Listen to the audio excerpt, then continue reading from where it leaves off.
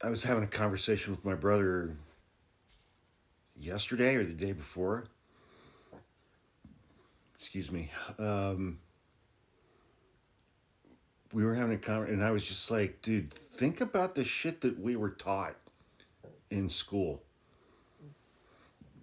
And more importantly, the things that we were not taught in school. And, I grew up and went to school in Ohio, in rural Ohio, in the 1970s and the 1980s. I graduated from high school in 1986.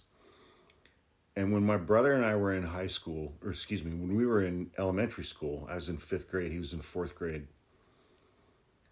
There was one black kid in our entire school, and he's my brother's best friend.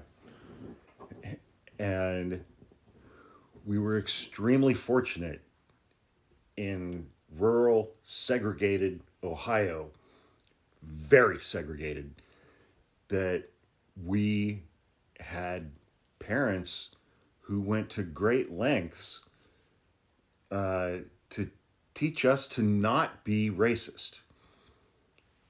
And you know, and my brother and his friend ended up in the principal's office a couple times a week at least, because we'd be out on the playground at recess, and other 9 and 10-year-old white kids were using the N word with regard to my brother's friend.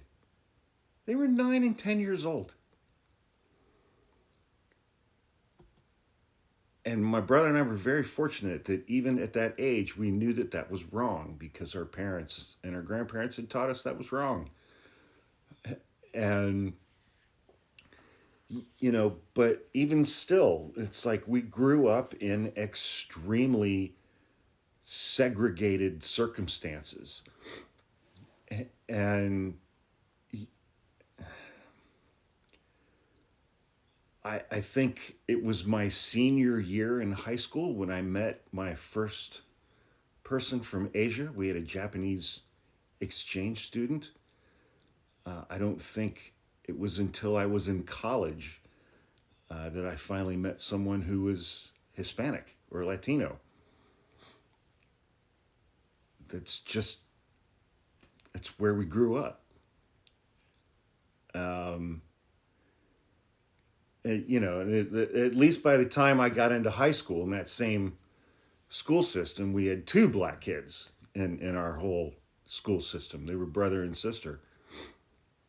You know, so, but we had good parents, we had good step parents. Um, but that's the environment that I grew up in rural Ohio. I'm incredibly fortunate that over the last 25 years, 25 years ago I moved out to San Francisco. And I have multiple friends from all of these, what people refer to as marginalized communities. Um,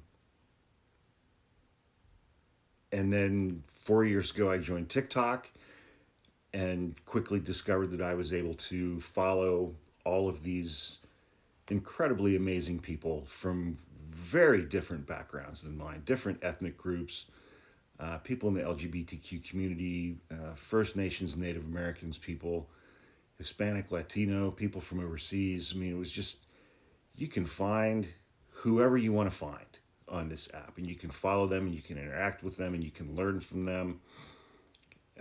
If you're humble, and if you can engage in interactions with people without defensiveness and with empathy, you can learn so much.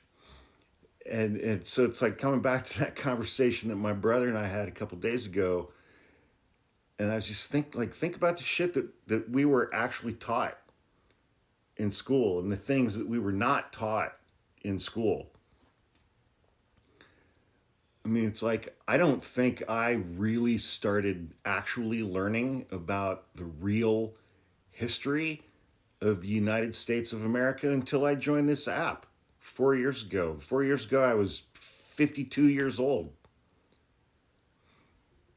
And I could follow people who didn't look like me, and I could get book recommendations that I never otherwise would have gotten, and recommendations for documentaries that I otherwise never would have seen. And these different pathways towards learning and these different experiences. But again, man, it was really jarring and disconcerting to me today watching the protests of today, April 5th, 2025. And in my head the whole day I was comparing them to all the protests that I saw from the summer of 2020.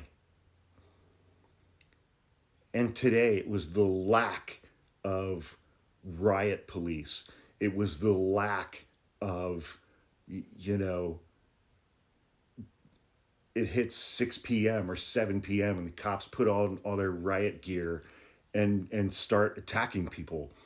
And it was the lack of armored vehicles from police. It was the lack of overwhelming numbers of police today. And it's like that was in my head the whole day today. And I was just like, what the fuck, man? And that started in my head last weekend when my brother and I went to a couple of Tesla protests, one in Marin County and one in San Francisco. And the one in Marin, we didn't see any police at all. And the one in San Francisco, I think we saw 5 cops who were hanging out at one end. And they were just hanging out with each other. And they weren't in riot gear. And just the disparities that I was noticing today, it was really upsetting. It was really upsetting for me. But, I know I still have blind spots and I know I'm still learning, but it was very upsetting to me.